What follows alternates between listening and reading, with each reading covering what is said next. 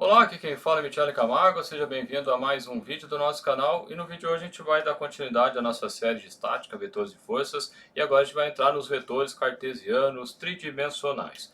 Mas antes de começar, gostaria de convidar a curtir esse vídeo, compartilhar esse vídeo, se inscrever no nosso canal, isso é muito importante pra gente. E se porventura os nossos vídeos são relevantes para você, eu te convido a nos ajudar também se tornando membro do nosso canal. Como membro do nosso canal, além de nos ajudar, você também tem acesso a materiais e a vídeos exclusivos. E eu deixo na descrição do vídeo também um dos vários links, mas um deles final links, onde você tem acesso às nossas redes sociais, aos grupos e por aí vai, né? Se você tiver interesse, dá uma olhadinha lá. Bom, sem mais delongas, né? Vindo aqui para o exercício, então, o exercício diz o seguinte: expresse a força F mostrada na figura com o plano cartesiano. Veja o seguinte, né?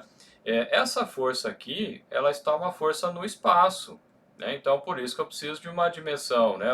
Vou ter uma componente dela na direção de x, na direção de y e na direção de z. Quando eu falo que eu quero expressar, né, como vetor cartesiano, o que, que nós temos que fazer, né? Nós temos que identificar essa força em relação aos ângulos, né? E aí eu tenho condição, inclusive, de calcular quais são essas componentes, né, que essas forças têm em relação, né, em relação a cada um dos eixos, né? Então, da mesma forma, né, onde está a complicação aqui, né? Que antes, quando a gente tinha um eixo x e y assim, né, a gente chamava de x aqui e y aqui, o vertical, né? A gente tinha um ângulo aqui, então acaba que um complementa o outro, né? Digamos que esse aqui seja 30 graus, esse aqui é 80. Mas agora, esse ângulo não está aqui, ele está inclinado, né, de tal forma que eu teria aqui um terceiro eixo. Então eu teria aqui, nesse caso eu chamo de x, esse aqui saindo da tela, né, que está o meu dedo, que você só vê a ponta dele aqui, seria o x, o y e o z. E o meu ângulo, então se eu inclinar um pouquinho aqui para você ver, né, vou inclinar assim, o meu vetor, ele está inclinado aqui no espaço, né? Deixa eu então ele está inclinado aqui no espaço. Então o que, que acontece? Né? Se eu for olhar ali, ele está dizendo que ele tem 45 graus com a vertical. Então se eu olhar com a vertical seria como se ele tivesse aqui, 45 graus. Mas ao mesmo tempo, o eixo Y, que seria esse aqui, ele tem um ângulo aqui de 60 graus. Então, ele, como eu disse aqui, ele está inclinado, ele tem esse ângulo de 60. E o alfa, né, como aqui no caso não está mostrando, né, que é justamente o que a gente precisa calcular. Bom, o que, que acontece? Né? Quando eu faço a projeção, uma das maneiras de visualizar melhor, então essa parte tridimensional é um pouquinho mais chatinha, porque a gente tem mais dificuldade de enxergar isso no plano aqui. Quando eu falo de projeção, o que, que eu tenho que pensar? Né? Eu tenho que, se eu colocar, eu já expliquei isso aqui em outros momentos, né? Vou até mudar a cor aqui para vermelho. Se eu colocar uma lâmpada aqui, fazendo uma luz aqui, o que, que vai acontecer? Esse vetor ele vai criar esta sombra aqui. Esta sombra aqui. Ao mesmo tempo, quando eu coloco uma luz aqui desse lado, o que, que vai acontecer? Eu tenho aqui, né, esse plano formado aqui, eu vou ter uma sombra formada aqui. Da mesma forma, né, que quando eu coloco uma luz desse lado aqui da tela, né, no sentido de x, eu vou ter, né, uma projeção lá atrás, né, desse mesmo vetor, né? Então, esse é o ponto chave, digamos assim, né? Mas o que, que eu tenho que a primeira coisa que eu preciso identificar é esse ângulo alfa. O que, que nós temos lá da teoria? Nós temos lá da teoria que o cosseno de alfa ao quadrado, mais o cosseno do segundo ângulo, beta ao quadrado, mais o cosseno, na verdade aqui eu estou escrevendo da maneira errada, vou escrever certo aqui. Então, cosseno de alfa ao quadrado, mais, vou já escrever os valores ali, em relação ao x, cosseno ao quadrado de 60, e mais o cosseno ao quadrado de 45. Isso tudo aqui vai ser igual a 1. Então é isso que a gente vai utilizar aqui como primeiro recurso matemático. Da onde vem isso? Vem lá da trigonometria, vem lá da geometria espacial, né? Que vem essas informações aqui. Então, o que eu tenho, né? Eu quero o alfa, então eu isolo aqui o cosseno ao quadrado de alfa vai ser igual a 1 menos o cosseno ao quadrado de 60 mais o cosseno, mais não, menos, né? Lembrando que passou para o outro lado também, né? Eu estou isolando o alfa. Então, menos o cosseno ao quadrado, né, de 45. Bom, isso aqui a gente consegue até calcular, né? A gente tem que cosseno... Opa, escrevi errado aqui. Então, o cosseno... Então, vai ficar cosseno de alfa igual a mais ou menos a raiz de 1 menos... Cadê minha calculadora? Está aqui.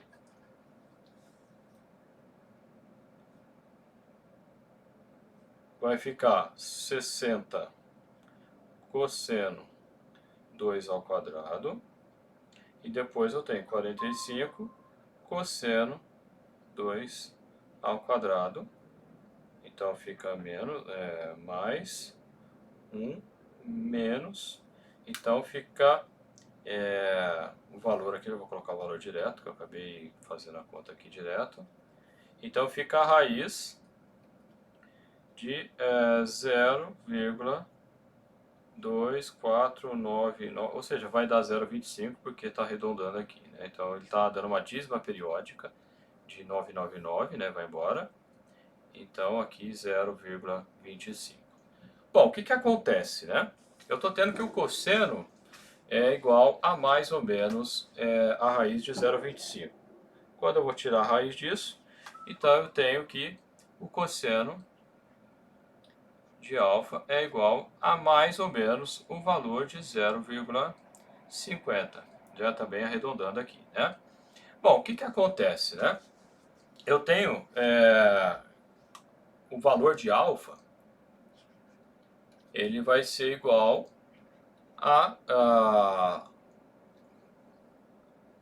peraí, deixa eu consertar aqui. Vai ser igual ao arco cosseno, o arco cosseno do que? Mais ou menos 0,5. Então eu tenho que fazer isso aqui, né? Eu tenho que parar.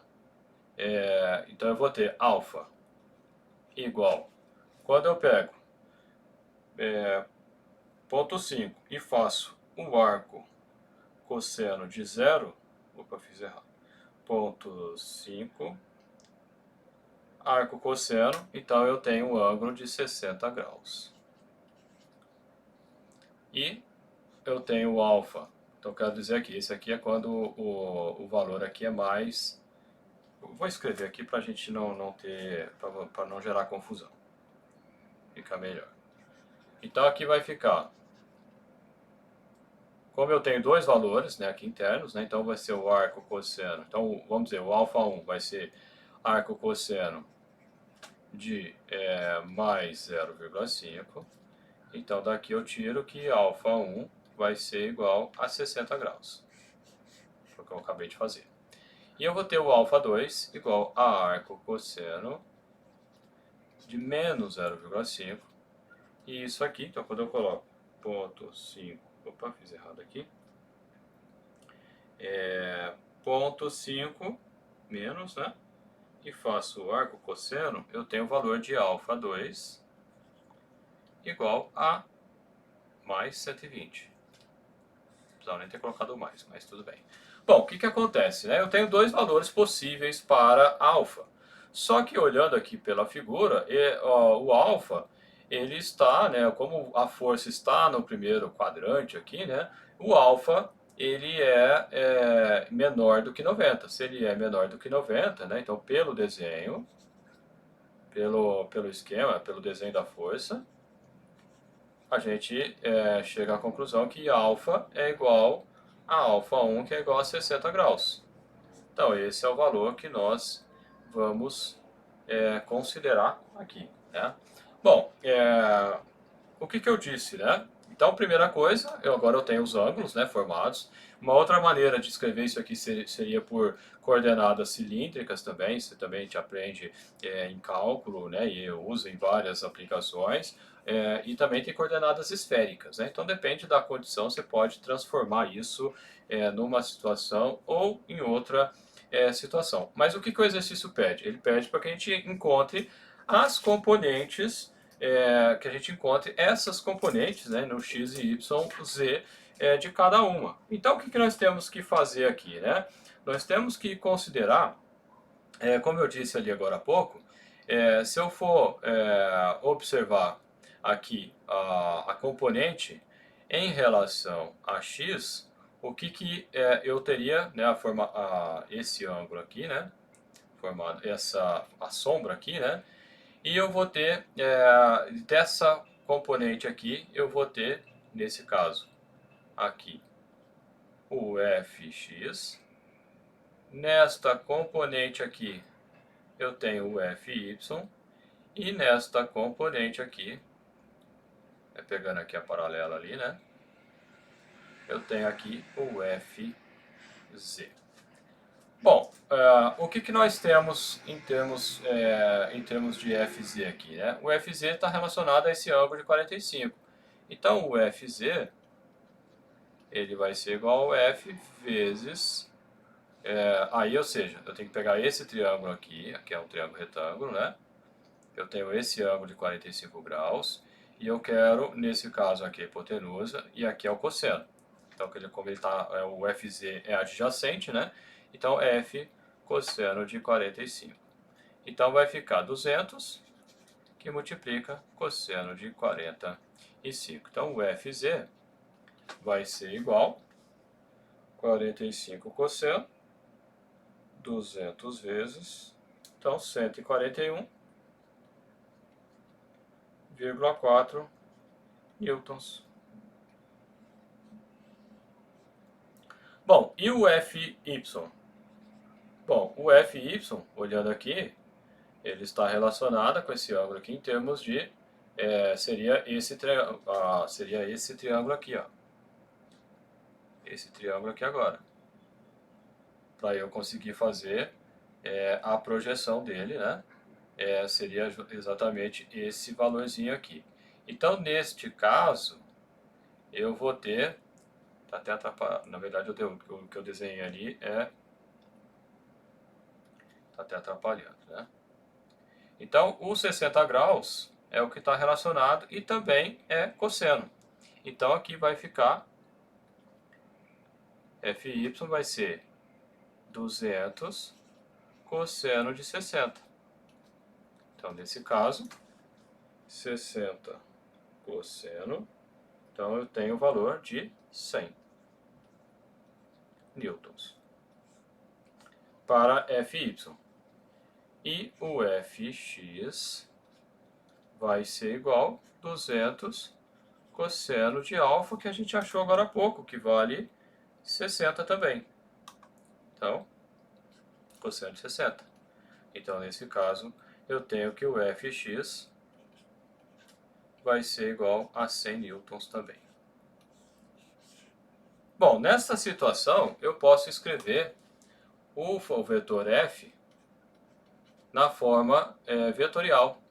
Vai ser igual 100, aqui tudo está positivo, né? Então 100 I chapéu, mais 100 J chapéu, aqui está o chapéu, mais um Z, que vale 141,4 K chapéu. Como eu disse, tem livros que colocam colchete, tem livros que colocam chaves, né, depende do autor, e isso aí a gente consegue, então, a gente consegue calcular, né, montar o valor, né. O que é importante, o que eu disse, né, se você pega, por exemplo, digamos que você já tenha as componentes do vetor, né, que nem foi dado ali. Então, o que, que acontece? Se você montar nessa, como eu já mostrei essa calculadora aqui, você pode colocar 100, espaço, 141,4, veja que está aqui, Aqui eu tenho no cantinho VEC, né? Quando eu clico VEC, aparecem as funções relacionadas a vetores, né? Se eu clicar aqui, antes disso, né? Veja, V3, eu consigo transformar isso num vetor. Então a calculadora ela usa o colchete, né? E ela colchete espaço, né? Tá aqui. E aí se eu clicar ABS é justamente o valor absoluto. Veja aqui, né, dá 199,98, que arredondando é os 200 que a gente achou, né? Então, como eu disse, né, a grande vantagem de você trabalhar, né, de forma vetorial, né, através do vetor, escrito na forma de vetor cartesiano, aqui é o próprio vetor, né, mas a gente poderia somar todas as forças e aí a gente já teria, né, os cálculos mais simplificados, que é o que eu tenho comentado que isso vai acontecer. Beleza, pessoal? Um abraço e a gente se vê no próximo vídeo.